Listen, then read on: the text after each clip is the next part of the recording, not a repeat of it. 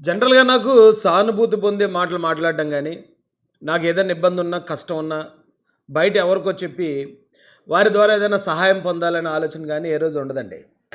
ఎప్పుడూ ఎవడన్నా ఎక్కడన్నా అన్యాయం జరిగితే, ఎవడన్నా అన్యాయం చేస్తా ఉంటే, దాన్నొచ్చి బయటకొచ్చి ప్రశ్నించటం, అవతలోడు ఎవరైనా గానీ, తర్వాత నేను ఎలాంటి ప్రమాదాలు ఎదుర్కొంటానన్నా సరే, ప్రశ్నించటం మాత్రం వచ్చు. అదొకటే నా స్టైలు. కానీ ఈరోజు ఈ వీడియో అసలు నేను ఈ వెర్షన్ నేను మాట్లాడతానని నాకు ఎప్పుడు ఊహించలేదు. మాట్లాడాల్సొస్తది అని నేనెప్పుడూ అనుకోలేదు. కానీ ఈరోజు చెప్పాల్సిన పరిస్థితి వచ్చిందండి.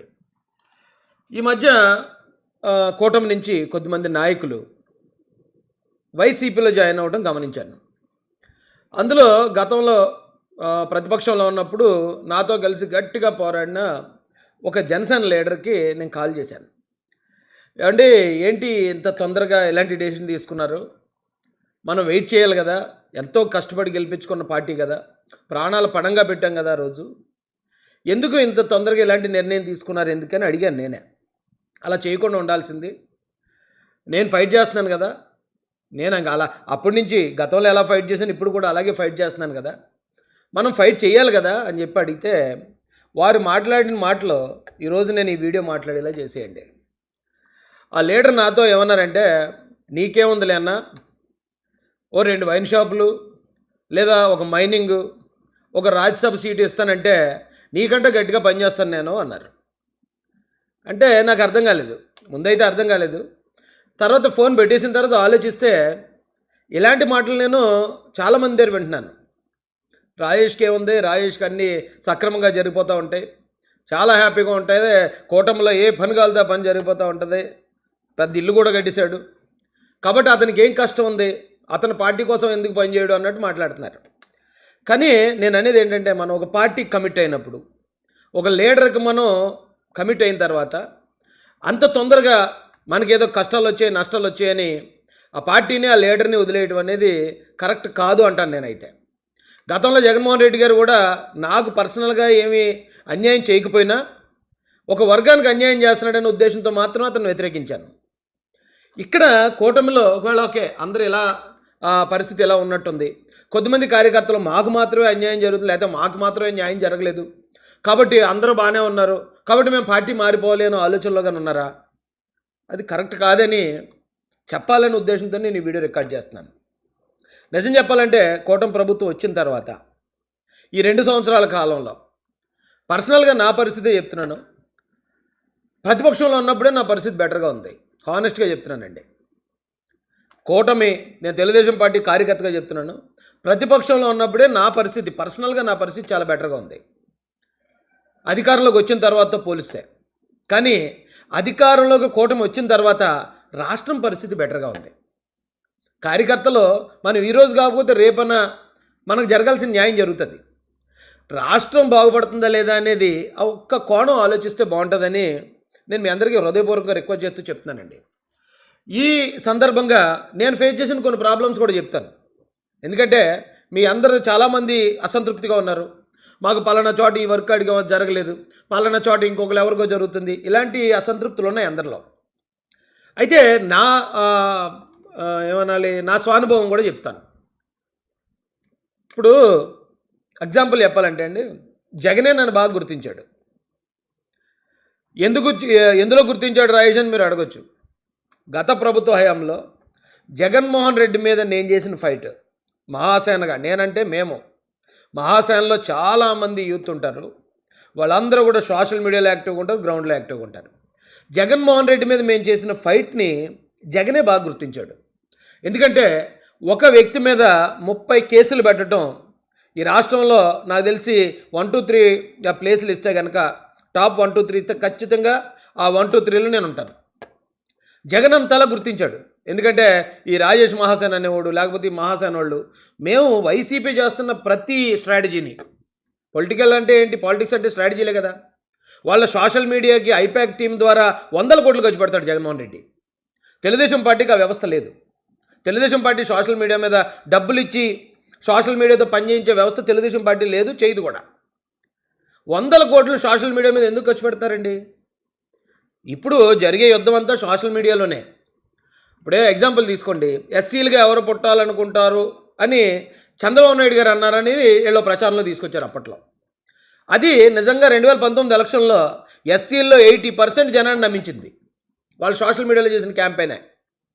అంటే ఒక ఓటు మారాలన్నా, ఒక వ్యక్తిని మనం మార్చాలన్నా, ప్రభుత్వం జరిగిన అన్యాయాలు వాళ్ళకి తెలియజేయాలన్నా ఏకైక సాధనం సోషల్ మీడియా అండి.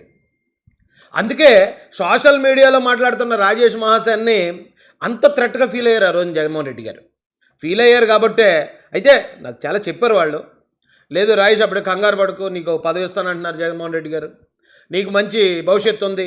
ఈ పార్టీలోనే ఉండు, ఈ పార్టీలో కొనసాగు, ఈ పార్టీలో ఉన్న విలువ నీకు బయట ఎక్కడ ఇవ్వరు. ఇలాంటివి ఎన్నో చెప్పుకొచ్చారు. కానీ అప్పటికి మేము డిసైడ్ అయిపోయాం. లేదు, వర్గాలకు అన్యాయం జరుగుతుంది. ఇక్కడ దళితులకు అన్యాయం జరుగుతుంది. అణగారిన వర్గాలకు అన్యాయం జరుగుతుంది. మేము ఉండలేమని మేము డిసైడ్ అయిపోయాం. వాళ్ళు ఎంత చెప్పినా ఇక నేను ఆలోచించలేదు. ఈ వన్ సైడ్ నిలబడి పోరాటమే చేసాం. అయితే అప్పుడు కాదండి, ఒకవేళ 2024 ఎలక్షన్లో గనక కూటమి కాకుండా జగన్ గెలుచుంటే గెలిచిన 1 వీక్లో నన్ను గుర్తించుండేవాడు. ఎలాగా 1 వీక్లో నన్ను అయితే పైకన్నా పంపించేద్దరు, లేదా జైలు కన్నా పంపించేద్దరు శాశ్వతంగా. ఈ బెయిల్ కూడా రాకుండా శాశ్వతంగా పంపిద్దరు. ఎందుకంటే ఆయన గతంలో ఆయన అధికారంలో ఉన్నప్పుడు తప్పుడు కేసులు పెట్టి దాదాపు 20 రోజులు, అప్పుడు ఏదో ఆ కోవిడ్ పాండమిక్ వచ్చింది కాబట్టి నేను బయటకు వచ్చాను. కానీ లేకపోతే అప్పుడు కనీసం 1 సంవత్సరం పాటు జైల్లో ఉంది నువ్వు. అప్పుడు అంత అలా గుర్తించారు నన్ను వాళ్ళు. అలాగే ఒకవేళ కూటమి గెలవకుండా ఆ రోజున జగన్మోహన్ రెడ్డి గారిని 24లో గెలుచుంటే గెలిచిన 1 వీక్లో ఖచ్చితంగా నన్ను లేపేయడం, లేకపోతే జైలు పంపించడం చేద్దరు. వాళ్ళు అంత గుర్తించారు మమ్మల్ని. అదైతే ఒక రకంగా మేము ఆనందపడాల్సిన విషయమే. అయితే ఈ కూటమి వచ్చిన తర్వాత నుంచి ఈ ఇన్ని సంవత్సరాల్లో, ఈ 2 సంవత్సరాల్లో మీకు ఎగ్జాంపుల్ చెప్తాను. ఎమ్మెల్యే టికెట్ అనౌన్స్ చేశారు. అనౌన్స్ చేసినప్పుడు ఆ గన్నవరంలో మొట్టమొదట వ్యతిరేకిస్తూ మాట్లాడిన ఒక జనసేన నాయకులు వారి పేరు సిరిగినేడి వెంకటేశ్వరరావు గారు. రాజేష్ ఇక్కడ టికెట్ ఇస్తే కుదరదు అని ఆయన వ్యతిరేకించారు. అయితే అదే సిరిగినేడి వెంకటేశ్వరరావు గారు గతంలో నేను జనసేన పార్టీకి వెళ్తున్నాను, నేను జనసేన పార్టీ కోసం పనిచేస్తానని ప్రకటించినప్పుడు ఆయన నాకు ఒక అంబేద్కర్ గారి ఫోటో పట్టుకుని వచ్చి ఇక్కడికి పి గన్నవరం నుంచి ఇక్కడికి వచ్చి ఆ ఫోటో నాకు ఇచ్చి, నువ్వు రాజేష్ గారు మీరు పి గన్నవరానికి కాబోయే మా ఎమ్మెల్యే గారు అని చెప్పాడు ఆయన. చాలా జాగ్రత్తగా వినాలి. ఆ జనసేన పార్టీ నాయకులైన సిరిగినేడి వెంకటేశ్వరరావు గారు గతంలో నాకు అంబేద్కర్ గారి ఫోటో ఇచ్చి మీరు మా ఎమ్మెల్యే గారు అని చెప్పాడు ఆయన.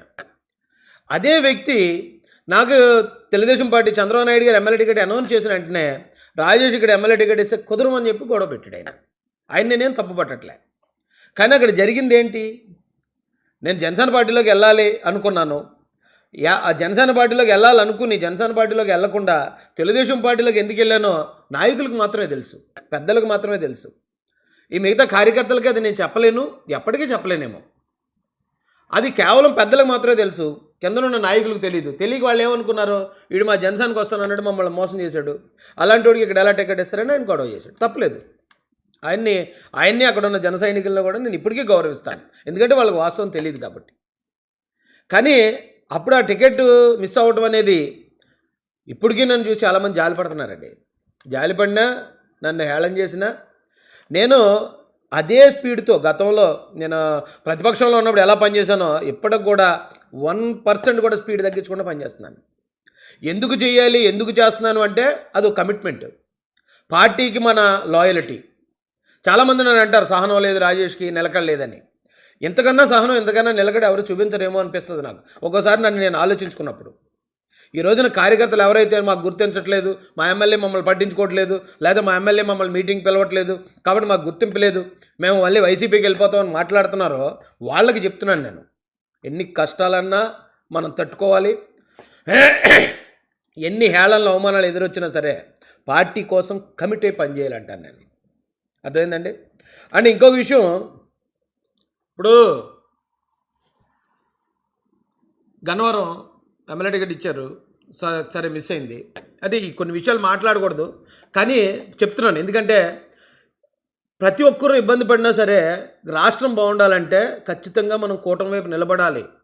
కష్టాలు అందరికీ ఉంటాయి, అలాగే నాకు కూడా ఉన్నాయి. నేను ఇగో ఇన్ని కష్టాలు పడ్డాను, కష్టాలు పడినా సరే ఎవరు టెంప్ట్ అవ్వద్దు అని చెప్పడం కోసమే చెప్తున్నానండి. ఆ రోజు త్రిబుల్ గారికి కూడా టికెట్ కొంచెం కన్ఫ్యూజ్ అయినప్పుడు త్రిబుల్ గారు మాట అన్నారు, నాకే న్యాయం చేయలేని ఫార్వర్డ్ ఎలా కడతారని డైరెక్ట్గా పెద్దల్ని విమర్శించాడు ఆయన. కానీ నాకు టికెట్ వచ్చి ఇలాగ ఇబ్బంది అవుతున్నప్పుడు లేదు లేదు పార్టీ కోసం అవసరమైతే మనం తగ్గాలి, మన భవిష్యత్తు ఏముంది, రాష్ట్ర భవిష్యత్తు బాగుంటుంది కదా అని నేనేం గొడవ చేయలేదు, ఎవరిని విమర్శించలేదు. చంద్రబాబు గారిని కానీ లోకేష్ గారిని కానీ ఒక్క మాట కూడా నేను మాట్లాడలేదు, మా వాళ్ళు ఎవరితో మాట్లాడనివ్వలేదు. అలాగే ఇబ్బంది అయిన కొద్దిమంది పెద్ద సీనియర్ లీడర్సే బూతులు కూడా తిట్టించిన సందర్భాలు ఉన్నాయి. అవన్నీ ఇప్పుడు నేను గుర్తు చేయాలని కాదండి, కానీ ఎంత లాయల్గా ఉన్నా సరే పార్టీ నుంచి గుర్తింపు రాలేదు, లేకపోతే పార్టీ నుంచి పిలుపు రాలేదని కంగారు పడడం, ఇబ్బంది పడడం అనేది కరెక్ట్ కాదనేది నేను మీకు చెప్పాలనుకున్నది. ఎవరైతే ఆ లీడర్ నాతో అన్నది రాజ్యసభ రేసులో ఉంటే నాకు నిజంగా నవ్వొచ్చిందండి. ఎవరో నేను చూశాను, కొంతమంది వీడియోలు మాట్లాడింది ఇలాంటి ఊహాగానాలు ఎప్పుడు వస్తాయి. పార్టీ నిర్ణయం, అధిష్టాన నిర్ణయం ఏంటనేది వాళ్ళ డెసిషన్ ఏంటో బయటకు వచ్చిన తర్వాతే తెలుస్తుంది తప్ప ఒక మీడియా ఛానల్లో లేకపోతే ఒక పత్రికో వాళ్ళు అనుకున్నది, వాళ్ళకి అనిపించింది వాళ్ళు రాయటం కామన్. కానీ దాన్ని పట్టుకుని నీకేముందిలే అబ్బా, నువ్వు అలా వెళ్ళిపోతావు ఇలా వెళ్ళిపోతావు అని కొంతమంది మాట్లాడుతుంటే నాకు ఏం చేయాలో అర్థం కాలేదు, ఎలా రియాక్ట్ అవ్వాలో కూడా అర్థం కాలేదండి. అయితే కనీసం ఏదో మగధీర సినిమాలో బ్రహ్మానందం గారు అన్నట్టు ఆ ఊహ ఎంత బాగుందిరా అని ఇలా అంటాడు చూడండి, అలాగా అలా ఊహించిన వాళ్ళు ఎవరైతే ఉన్నారో కనీసం మమ్మల్ని కన్సిడర్ చేసినందుకు వాళ్ళకి ధన్యవాదాలండి. పార్టీలో మా గుర్తింపు చంద్రబాబు నాయుడు గారు, లోకేష్ గారు, వాళ్ళ దగ్గర మా వాల్యూ అప్పుడు ఎలా ఉంది, ఇప్పుడు కూడా అలాగే ఉంది. అక్కడ ఏ విధమైన ఇబ్బంది లేదు మాకు. అయితే కొన్ని జరగాలనుకునే టైంకి జరగనంత మాత్రాన ఒక ఎగ్జాంపుల్ చెప్తాను. కొంతమంది ఏమంటారంటే పదవులు రాకపోయినా పనులు అయిపోతాయి కదా, చాలా పనులు అయిపోతుంటాయి కదా, ఇల్లు కట్టేసాడు రాయేష్ అన్నారు. ఇల్లు కట్టిన ప్రతి రూపాయి నా కష్టార్జితంతో కట్టానండి. కనీసం నాకు ఇసుక కూడా నేను కొనుక్కున్నాను, అప్పుడున్న రేటుని బట్టే కొన్నాను. ఇసుక కూడా నాకు ఫ్రీగా రాలేదు. ఇప్పుడు కూడా చెప్తున్నాను, బల్లగుద్ది చెప్తున్నాను, అది నా కష్టార్జితం, ప్రతి రూపాయి నా కష్టార్జితంతోనే కట్టాను. దానివల్ల ఏదో సంథింగ్ జరుగుతాయి కదా, అడ్జస్ట్మెంట్లు ఏవి చేసుకుంటాం కదా, అవన్నీ చెప్పాల్సిన పరిస్థితి అయితే కాదు. కానీ దానికి కూడా రాయేష్ మహాసేన ఏముందిలేండి, ఆయనకి ఏముందిలేండి అని మేము పడుతున్న కష్టాన్ని, లేకపోతే మా నిజాయితీని, పార్టీ పట్ల మాకున్న విశ్వాసాన్ని కూడా అలా చులకన చేసి మాట్లాడుతుంటే కాస్త బాధ అనిపించిందండి. గతంలో వైసీపీ హయాంలో ఒక 5 ఫ్యామిలీలకి ఒక అన్యాయం జరిగింది. 5 ఫ్యామిలీలకు అన్యాయం జరిగినప్పుడు అప్పుడు మేము వైసీపీలో ఉన్నాం. ఏమంటే ఇక 5 ఫ్యామిలీలకి ఇలాగ అన్యాయం జరిగిందన్న, అందులో ఒక ఫ్యామిలీ నాకు కావాల్సిన ఫ్యామిలీ. ఇదండి పరిస్థితి అని అప్పుడు తీసుకెళ్ళినప్పుడు వాళ్ళు లైట్ తీసుకున్నారు, పట్టించుకోకపోతే సర్లే చేయాలంటే చేస్తారు, చేయకపోతే చేయరు, దానికి ఏముందని ఆ ఫ్యామిలీకి కూడా నేను చెప్పాను. ఏమంటే మరి నా ప్రయత్నం నేను చేశాను, మరి వాళ్ళు గుర్తిస్తారో గుర్తించారో చేస్తారో చేయరనేది నేను చేయలేను కదా, నా చేతిలో ఏం అధికారం లేదు అని వాళ్ళకి అప్పుడు చెప్పాను. చెప్పిన తర్వాత కొద్ది కాలానికి వైసీపీ చేస్తున్న తప్పులు, ఈ డెడ్ బాడీ డోర్ డెలివరీలు, సుధాకర్ గారిని చంపేయటం ఇవన్నీ చూశాక మేము ఆటోమేటిక్గా తిరుగుబాటు జెండా ఎగరేస్తాం వైసీపీకి. వైసీపీ నాయకులు కొంతమంది నాతో చెప్పారండి, ఏమనంటే రాయేష్రా నీకేం కావాలంటే అది చేయించే బాధ్యత మాది, నువ్వు కంగారు పడవద్దు దయచేసి అని. అదే ఏ పార్టీ వాళ్ళైనా చెప్పేదే కదా, నువ్వు అప్పుడు అదేదో ఫ్యామిలీస్ గురించి అడిగావు కదా, అందులో 4 ఫ్యామిలీస్కి చేసేసాం ఆల్రెడీ, నీకు సంబంధించిన ఫ్యామిలీ ఉంది కదా, రా అది మేము చేయించేస్తాం, రా వాళ్ళకు కూడా న్యాయం చేస్తాం అన్నారు. చేస్తామంటే ఇంక అప్పటికి నేను ఈ తిరుగుబాటు జెండా ఎగరేస్తాం. ఇప్పుడు ఆ ఫ్యామిలీ కోసం, ఆ పని కోసం మనం అక్కడికి వెళ్తే మళ్ళీ వేరేగా ఉంటుంది, వాళ్ళని మనం ఏం క్వశ్చన్ చేయలేం. నీకు పలానా చోట ఈ న్యాయం చేశాం కదా, పలానా విషయంలో చేశాం కదా అంటారు అని నేను ఆ ఫ్యామిలీకి నచ్చ చెప్పానండి. ఏమంటే అలా కాదు, రేపు గవర్నమెంట్ మారుతుంది, మారిన తర్వాత నేను మీకు చేయిస్తాను, దయచేసి నన్ను నమ్మండి అంటే, అలా కాదన్నా చేసేస్తానంటున్నారు కదా ప్లీజ్ అన్న అన్నారు వాళ్ళు. కానీ నేను వెళ్ళలేకపోయాను అక్కడికి, పార్టీ మారిన తర్వాత చేద్దాంలే. మీరు నమ్ముతారా, ఈ 2 సంవత్సరాల్లో ఎంతమంది దగ్గర తిరుగుంటాను ఆ ఫ్యామిలీ కోసం? చాలామంది దగ్గర తిరిగాను, చాలామందిని రిక్వెస్ట్ చేశాను, అన్న ప్లీజ్ అది చేయండి, అంతా లీగల్గా ఉన్నదే కదా, మిగతా 4గురికి అయిపోయింది, వీళ్ళకి న్యాయం జరగలేదు. అయితే ఒక్కోసారి అవ్వదండి, ఎవరు తలుచుకున్నా అవ్వదు. ఎందుకంటే చంద్రబాబు గారు, లోకేష్ గారు ఇలాంటి చిన్న చిన్న పనుల మీద కేటాయించే సమయం వాళ్ళకి లేదు. అలాగని ఏంటి ఈ పని ఎంత న్యాయంగా ఉంది, గతంలో వాళ్ళు చేసేస్తున్నారు ఇప్పుడు చేయలేదు కాబట్టి నన్ను మీరు కరెక్ట్ కాదనిపించింది నాకు. అలాంటివి కూడా ఉంటాయి. ఇప్పుడు మీరు అందరూ అనుకుంటున్నట్టు రాజేష్ మహాసానికి ఏముందండి, చంద్రబాబు నాయుడు గారు మాట్లాడతారు, లోకేష్ గారు మాట్లాడతారు, లేకపోతే ఇంకో సానా సతీష్ గారు, ఇంకో RRR గారు, ఇంకో మంత్రులు, వీళ్ళందరూ కూడా ఆయనకి శాలువాలు వేస్తారు, ఆయనకి దండలు వేస్తారు, ఆయనకేముంది అనుకుంటారు. కానీ రాజేష్ మహాసేన కూడా ఇప్పటికీ పార్టీ కోసం, కూటమి కోసం త్యాగాలు చేస్తూనే ఉన్నాడు. పార్టీని నిలబెట్టుకోవాలి, రాష్ట్రాన్ని బాగు చేసుకోవాలంటే ఖచ్చితంగా మనం త్యాగం చేయాల్సిందే. ప్రతి కార్యకర్త కూడా. అన్నీ బాగా జరుగుతున్నాయి కాబట్టి రాజేష్ మహాసేన్ పనిచేస్తున్నాడు అనుకుంటున్నారు కొంతమందని. ఆ బాధ వచ్చి చెప్తున్నానండి ఇప్పుడన్నా. మీకు అర్థమైందా? కొన్ని పాయింట్లు రాశానండి. ఇప్పుడు వైఎస్ఆర్సీపీ ఎప్పటికీ నాకు ప్రత్యర్థే. ఎందుకంటే నేను టీడీపీ కార్యకర్తను కాబట్టి. వైసీపీ చేసిన ప్రతి తప్పుని, ప్రతి ఇదిని అడ్డుకుంటాను ఖచ్చితంగా. ఎందుకంటే గతంలో కూడా ఆ ఎస్సీగా ఎవరు పుట్టాలనుకుంటారు అనే ఇష్యూ మీద నేను తీసుకొచ్చిన పాయింట్ ఏదైతే ఉందో జనాలకి, ఎస్సీలకి ముఖ్యంగా చంద్రబాబు నాయుడు గారు మెచ్చుకున్నారు నన్ను. చంద్రబాబు నాయుడు గారు కూడా ఇప్పటివరకు ఎలా చెప్పలేదమ్మా ఎవరైనా అంత క్లియర్గా దానిలో ఉన్న వాస్తవం ఏంటనేది ఇప్పుడు చెప్పలేదని చెప్పి బాసే మెచ్చుకున్నారు నన్ను.